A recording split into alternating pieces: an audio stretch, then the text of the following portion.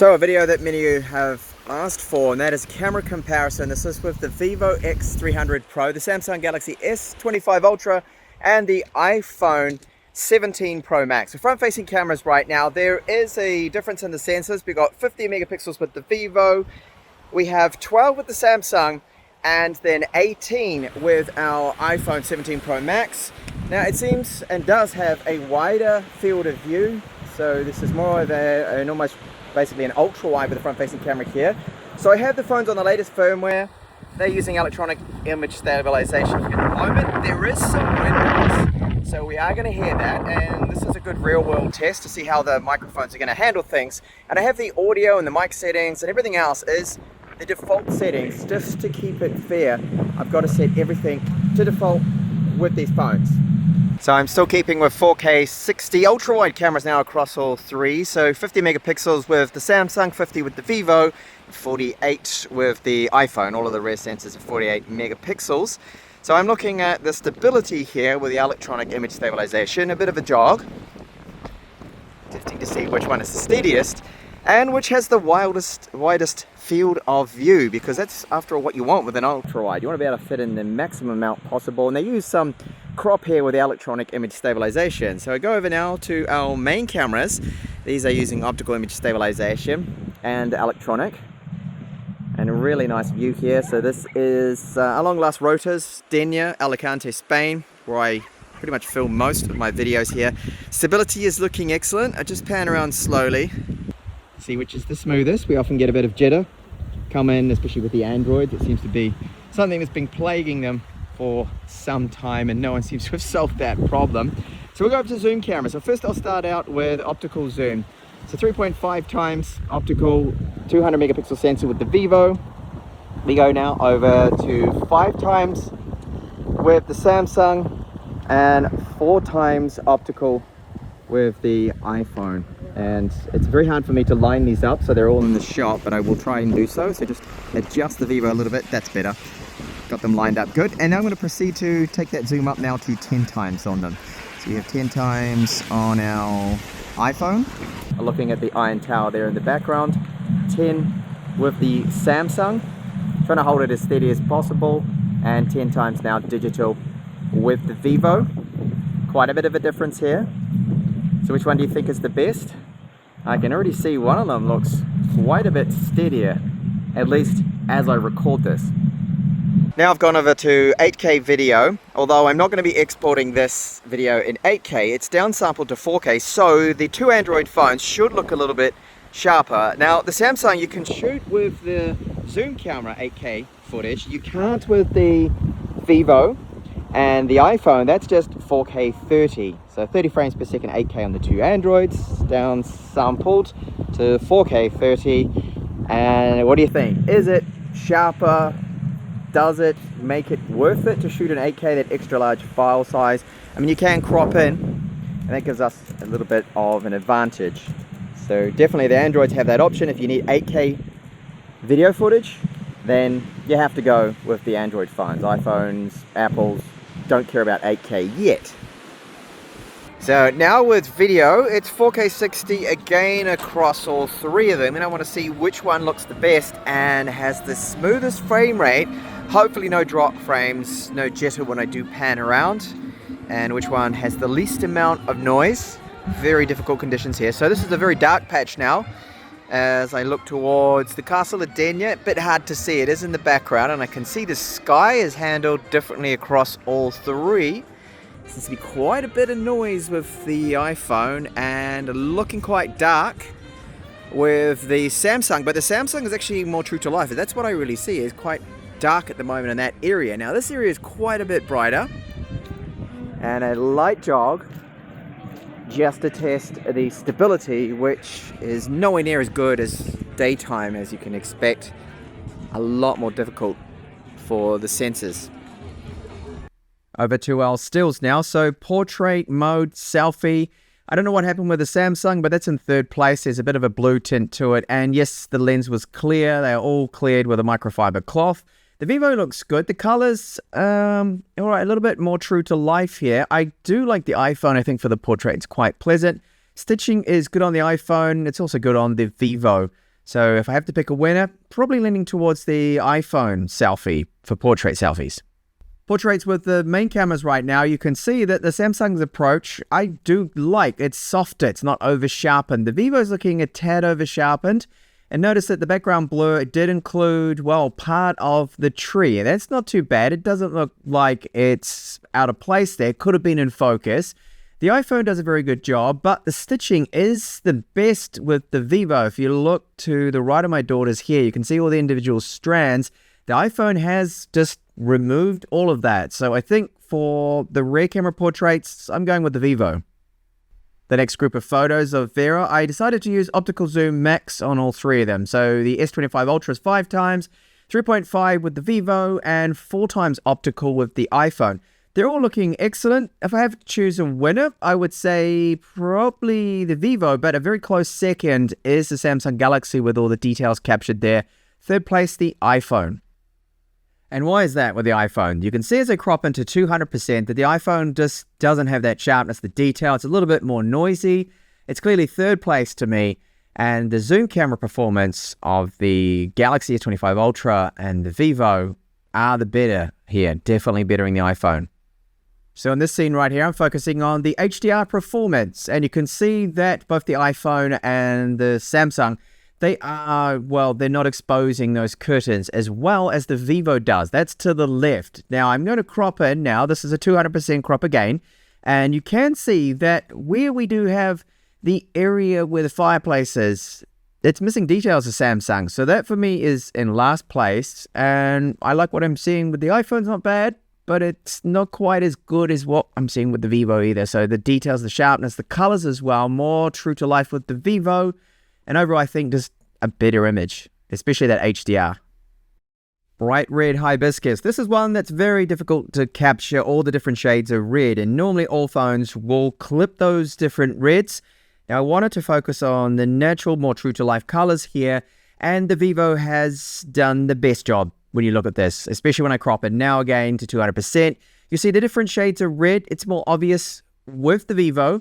The iPhone does a good job, so does the Samsung Galaxy S25 Ultra. I mean, they're still very pleasant shots, don't get me wrong here, but they're clipping those reds a little bit more than the Vivo, and the Vivo is more true to life and has the more correct colors.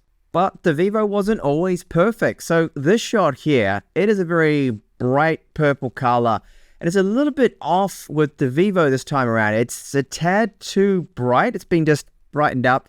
The Samsung Galaxy S25 Ultra did the best job in this particular scenario.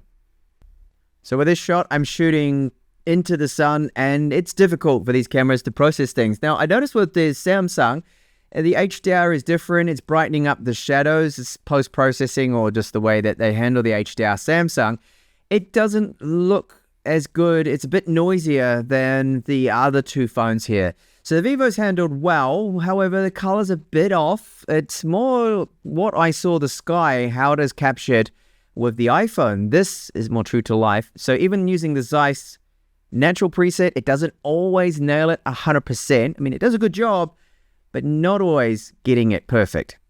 With zoom shots, so all three now are at 10 times zoom. This is where the Vivo's, it's in another level here. It has a way more advanced sensor than the two other phones. The Samsung is showing a bit of noise here. Again, the HDR seems to be, well, the shadows processed and brightened up a little bit more, but that's creating noise. The iPhone is okay, but the clear winner for me is the Vivo. And at 30 times zoom, there is a huge difference. So the Vivo has the lowest optical zoom at 3.5. However, it does the best job here. I mean, it has a 200 megapixel sensor. They're also using a bit of AI trickery to help enhance it. Even though this is not perfect, it is certainly much better than what the iPhone's producing. In fact, I think that's the worst shot. And second place is the Samsung, and first, the Vivo, clearly. And back to the ultra-wide camera. So with this scene, I found that the Vivo, yes, the Zeiss Natural preset, it did nail it. That's pretty much what it looked like. A little bit better than the Samsung and the iPhone. Now, cropping in, you can see that there's quite a bit of over-sharpening being applied with the iPhone. There is some over-sharpening with the Vivo. The Galaxy, the edges are a little bit blurred. And overall, I find the Vivo is the best shot here for the ultra-wide. macro mode now. So I found this to be really no contest. The Apple and the Samsung, they're very flat looking photos, and the Vivo just has that amazing looking bokeh. Now it looks a little bit artificial, I will admit, but overall it's getting the details, the different shades of those petals, and the most pleasant photo.